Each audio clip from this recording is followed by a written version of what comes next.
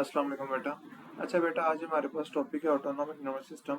Topic बड़ा छोटा है लेकिन इसमें एमसीक्यूज काफ़ी ज़्यादा निकलते हैं और इसका जो कॉम्पिटिटिव एग्ज़ाम है उसके मुताबिक है आपके पास आता है। और इवन तो जो बच्चे मतलब कि मेडिकल एस्पायरेंट हैं, आपके पास जब आप फर्स्ट ईयर में होंगे मेडिकल में, तो कितने ज़्यादा सिस्टम इधर से निकलेंगे ऑटोनॉमिक नर्वस सिस्टम। मुझे याद है जब हमारा फर्स्ट ईयर था मेडिकल के अंदर, तो मैंने अपने कितने मेजर फिजियोलॉजिकल एस्पेक्ट्स याद रखे थे ऑटोनॉमिक नर्वस सिस्टम के मुताबिक, कि किस किस बॉडी पार्ट के ऊपर ऑटोनॉमिक नर्वस सिस्टम काम कर रहा है, किस किस के ऊपर बेटा आपके पास जो सिंपैथेटिक नर्वस सिस्टम है वो कर रहा है, किसी पे आपके पास पैरासिम्पैथेटिक नर्वस सिस्टम काम कर रहा है, किस तरह सोमैटिक नर्वस सिस्टम काम कर रहा है।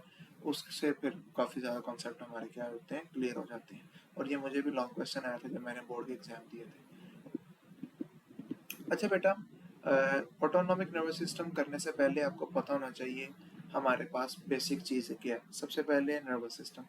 नर्वस सिस्टम के अंदर क्या क्या चीज़ मौजूद होती है। अगर इसमें कोई खाली पेज नज़र आ रहा है, हाँ ये हमारे पास खाली पेज है। अगर हम बेटा देखें, इसको साइड पे करो। अगर हम देखें हमारे पास सबसे पहले है नर्वस सिस्टम। नर्वस सिस्टम के अंदर इंक्लूड है सेंट्रल नर्वस सिस्टम, और सेंट्रल नर्वस सिस्टम के अंदर क्या इंक्लूड है, ब्रेन प्लस स्पाइनल कॉर्ड। ये हमारे पास सेंट्रल नर्वस सिस्टम है।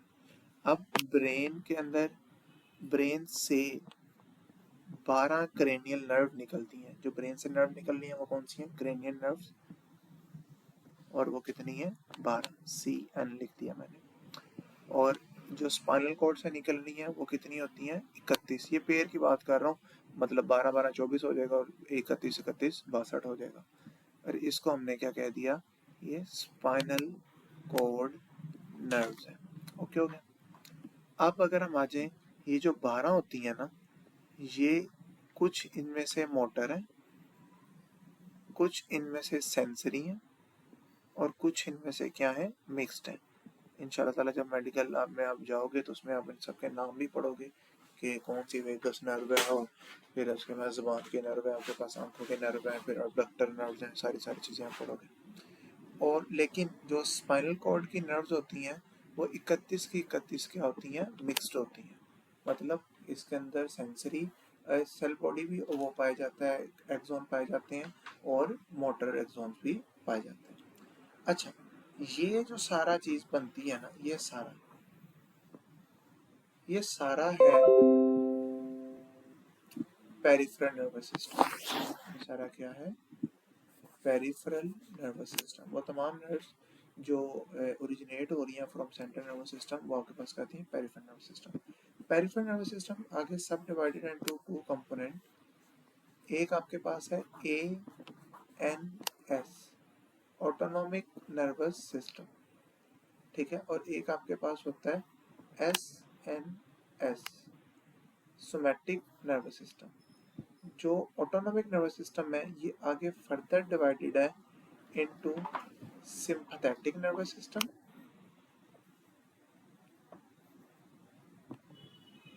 और इनटू पैरासिम्पैथेटिक नर्वस सिस्टम, ठीक है। और ये कंट्रोल करता है आपके पास आपकी बॉडी में जो भी ऑटोमेटिक काम हो रहे हैं, जो इनवॉलंटरी काम आपके पास हो रहे हैं। और जो सोमैटिक नर्वस सिस्टम है ये कंट्रोल करता है वॉलंटरी कामों, ठीक है। और ये दोनों एक दूसरे के क्लोज एसोसिएशन से एक बेटा क्या कर रहे होते हैं, काम कर रहे होते हैं। आज जो हमारा टॉपिक है वो ये है कि हम एक्सप्लेन करें कि क्या होता है ऑटोनॉमिक नर्वस सिस्टम। ये कलर अच्छा नहीं लगा मुझे, ये वाला ठीक है, लाइट से, ठीक है।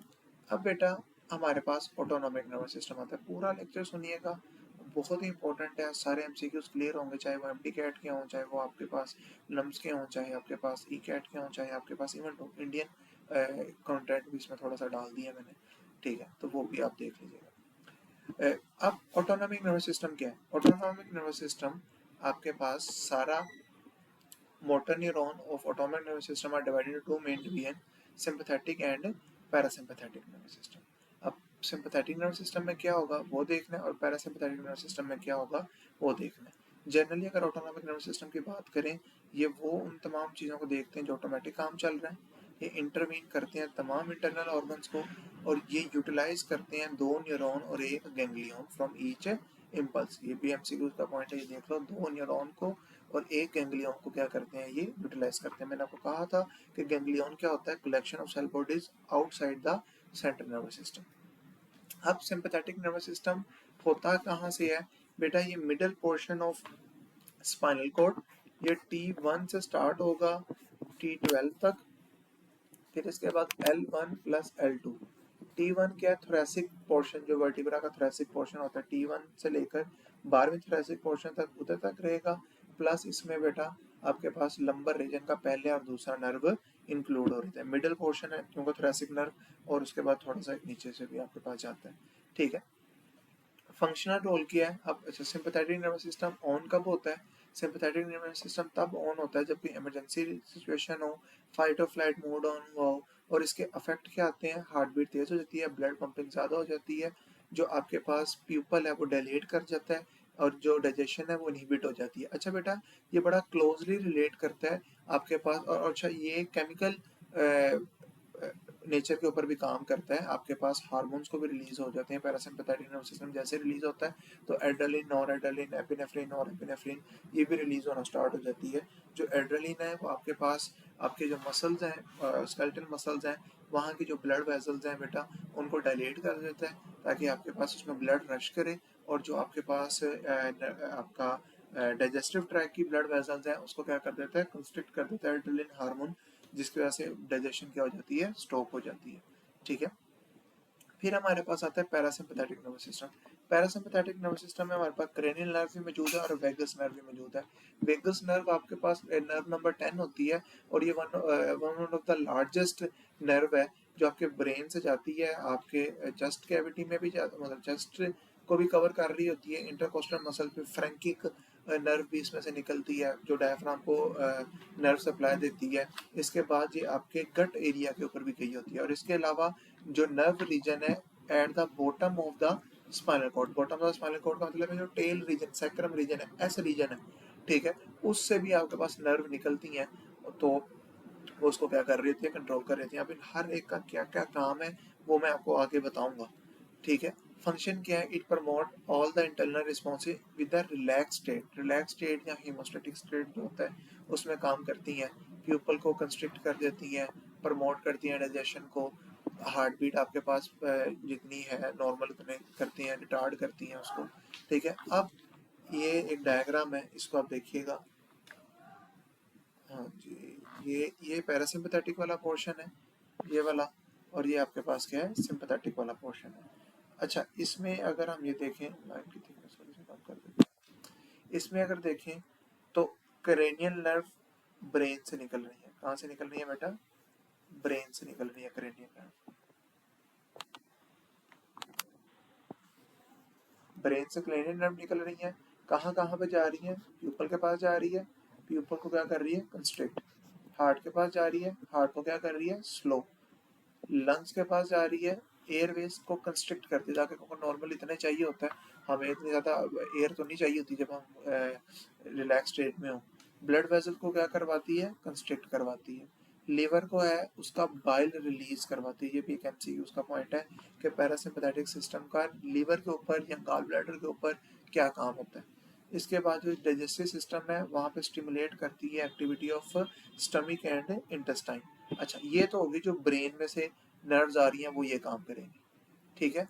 जो एंड वाली रीजन है, सैक्रल रीजन है, S1 और S2, वो क्या करती है, यूट्रस की रिलैक्सेशन करवाती है, ठीक है, और यूरिनरी सिस्टम, यूरिनरी आउटपुट का करती है, इंक्रीज कर रही होती है, ठीक है।